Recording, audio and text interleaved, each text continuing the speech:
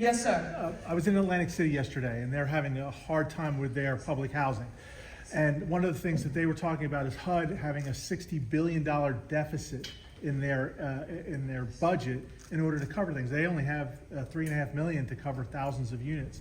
How do you cover that gap, that, you know, the money that's going to come in, not going to come in, and you're still going to have to pay to help help do this? How do you cover that in your budget? Listen, excellent question. One, that is the power, and while we have a need for that intergovernmental cooperation, you heard President Ginther talk about what we've seen, and this has been decades and decades. We need more of an investment into housing. Community development block grant dollars, those are highly regarded and sought after dollars that go directly to cities for development. The LIHTC tax credits that you heard us mention from the state, philanthropic partnership. What we're going to announce here in Philadelphia, specifically in the first quarter of 25, again, intergovernmental, federal, state, local, private sector. I want to be very clear. Government cannot shoulder this and foot this alone, along with the building trades, workforce development. Mr. President, you want to add? Sure. Yeah, this is why this is the most important issue that we as a conference are going to focus on in the first 100 days of the new administration and the new Congress. We need to dramatically increase funding for HUD, but we need to also dramatically increase the amount of funding for LIHTC. CDBG, had it just increased with the rate of inflation over the years, it'd be 4 times what it is today. Those are game changers. But the other critical piece we're asking for, and many of the mayors spoke to this, is money to help in the way of innovation and disruption in getting more housing units at every price point, by the way. We have a supply crisis in America. We're short 4 million units. That is increasing homelessness, it's increasing the lack of affordability, and it's squeezing families and seniors like never before. So we need to invest directly into cities to help us bring more units online in our communities across the country. And as you've heard, there are a variety of different issues. These are different cities facing different challenges. The bottom line is we need more units at every price point. Go back to Econ 101. And if your supply is flat and your demand continues to grow, you see why we're in the crisis we're in. And all we're saying is, we know we can do this. You look at the Rescue Plan, Bipartisan Infrastructure Law, CHIPS and Science Act, Safer Communities Act. Bipartisanship can still happen in Washington. And the U.S. Conference of Mayors is demanding that we act on housing. Are you losing units because either the private sector or some of the public doesn't have the funds? I mean, this could have been a loss of units had the city not stepped in. So do you see a loss of units because some of these older housing units aren't getting the money to stay afloat or to? Well, and I think what mayors are feeling is, just like Mayor Parker and the council had to step up to make this happen, we're oftentimes left holding the bag on the local level, coming up with creative and innovative P3s, which is fine. But the only way we're going to deal with this 4 million unit shortage is if the federal government steps up and invests in housing as they do other types of infrastructure in our communities across the country. If you want things to get done, work with a mayor. A mayor will get it done. That's why he's our president. Okay, yeah, guess why he's our president. And another thing that we love about your question is you see all of the cities that are represented here today. You just referenced one of our partners in New Jersey, Atlantic City, right? This is a nation-wide challenge, and it definitely deserves a federal approach. But I have to affirm, Mayor Cotnetti, when you said you're driving and someone from another party, here you are, you know, proud supporter of Vice President Kamala Harris in her efforts, but someone drives supporting another candidate, but when he talks to you, he expects you to get it done. And housing, Council Member Jones, there are no Ds or Rs in housing. Where are you? I'm right here. Councilmember Jones, That it's it, you just gave it to us. It's the issue. We were going over a plan for 3 million units, and then I'm listening to President Ginther talk about, 4 million units. So we have work to do. And we have to be unified in our advocacy to support housing. Yes. Yes, sir. Yeah, I just want to thank all of you. You did a great job. Thank you. Thank you, Councilman Jones. Thank you. I've been going this with him for 7 years, and he knows that. And he came through with shining colors. Thank you. Thank you so much. All right, now, we're gonna come down, or you want us to do it from here? We do it from right there. Okay, that's fine. Mayor Parker, this is also for the Mayor Scranton and the Mayor of Allentown. Sure.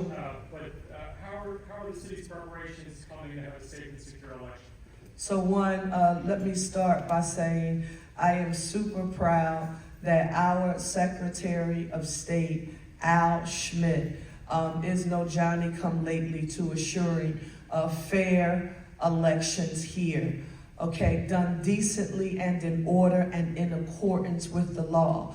With that being said, he's in close communication and contact with all of our city commissioner units, what they're called city commissioners here in the city of Philadelphia, working in a bipartisan way to ensure that there is transparency and quite frankly, fairness. Their only job is to ensure that all Philadelphians have the ability to employ the use of the most fundamental right that is the bedrock of our democracy, and that is their right to vote. So I would argue, I've heard, a lot of conspiracy theories, where the foundation is already being laid about, what's not happening. That's right. Philadelphia has done and will continue to do things decently and in order and in a very transparent way. And I want to commend in particular our city commissioners,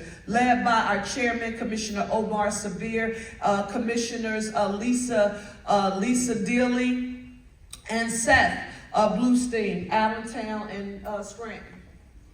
Sure. So we were working closely. Allentown's the county seat of Lehigh County, and work closely with our county commissioners. We've connected with the Federal Bureau of Investigation and Homeland Security to ensure election security along with our county. But one of the great things that we did is our Allentown Police Command team came down to a tabletop exercise here in Philadelphia and got some training, making sure that all of our officers understand the importance of ensuring those safe and secure elections, and that every site in the city of Allentown can count on safety from the Allentown Police Department. On that off page.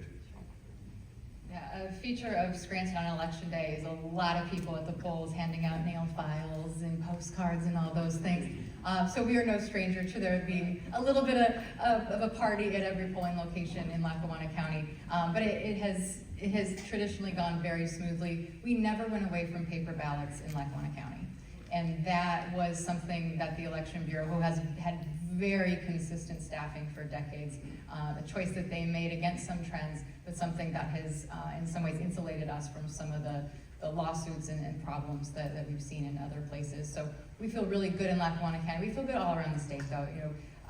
Secretary Schmidt is of a different party than Governor Shapiro. That is important to note, right? It was a very smart appointment by Governor Shapiro. He picked the right person to do the job, who happened to be somebody with a different letter at the end of his name. So this election is not politicizing the Commonwealth of Pennsylvania. It's gonna go smooth. Of course, there will be, lawsuits and things like that. I think that period of November 6th through December 17th, you'll see a lot in the news about lawsuits and what have you. But the elections in Pennsylvania are secure, and people have a great time at the polls in Pennsylvania. It's always a delight to see democracy in action. Not just a different letter at the end of his name, but experience in the only city of the first class in the Commonwealth of Pennsylvania, and the largest, right here in the city of Philadelphia. So safe, secure, and fair elections taking place across the Commonwealth of Pennsylvania, and of course right here in our birthplace of democracy in the Keystone State. But thank you for that question. Yes, sir. Yes, if you could talk about today's bill being introduced to City Council with the new Sixers arena.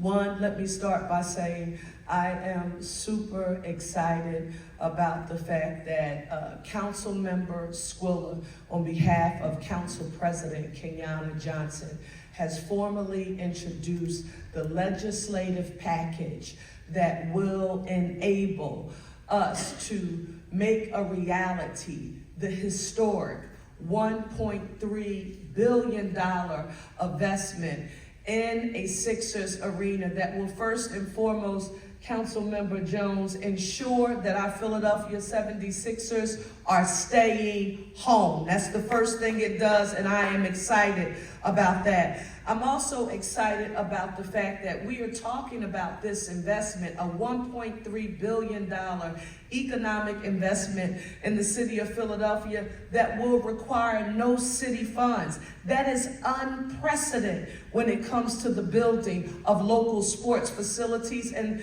I want to thank the Sixers for their partnership. I also want to affirm this for the record. So $1.3 billion investment with no taxpayer funds included, along with a $50 million community benefits agreement. And that will ensure that it benefits neighborhoods and communities, of course, those that are directly surrounding the arena. And now I'm thinking about Chinatown. I'm thinking about literally the revival and everything that's beyond the basketball that will help us bring life back to East Market Street, from City Hall actually down to the river. So I'm excited about that. Also, hundreds of millions of dollars in new tax revenues for both the city of Philadelphia and the school district. We needed that infusion of revenue. You hear us talking about a major issue here on the day. When cities get increase in revenues, then we can make investments in needed, sort of assets for the city of Philadelphia. And that is one of the issues is to address our housing crisis. Next, I want to say this, and this becomes extremely important. The Special Services District, Councilmember Jones, that we worked very, very hard on with Councilmember Mark Squilla, and he's been a fierce advocate for both Chinatown, Wash West, and the entire community that is immediately and directly impacted by the building of a new arena. $14.1 million built into the CBA for that immediate area. He also introduced something that was extremely important, and that was the Chinatown zoning overlay. And that is intended to protect small businesses and include affordable housing, implement use controls, and a third bill that we won't move on now, but we will work on in the very near future, and that is for tax increment financing, and we will support a number of efforts there. So as the mayor of the city of Philadelphia, I want to say this publicly to Council President Kenyatta Johnson, Councilmember Mark Squilla, Councilmember Jones, whose district we're in today, and all members of City Council. This is what the city of Philadelphia wants to see us do. They want us to be solutions oriented and deliver for the city of Philadelphia. And this is a pro-growth strategy that will be beyond the basketball as it relates to the positive externalities and impact on the city of Philadelphia. And again, the city of Philadelphia as a whole. Think about extended day, extended year. That's free before and after school supports for academic enrichment programs, for students attending both our traditional public and our charter schools. I want you to think about the men, women, and students who will be training through our city college for municipal employment, for employment opportunities immediately available in our city and potentially with the Sixers. The training and partnerships with the Philadelphia, along with all of our ethnic chambers of commerce.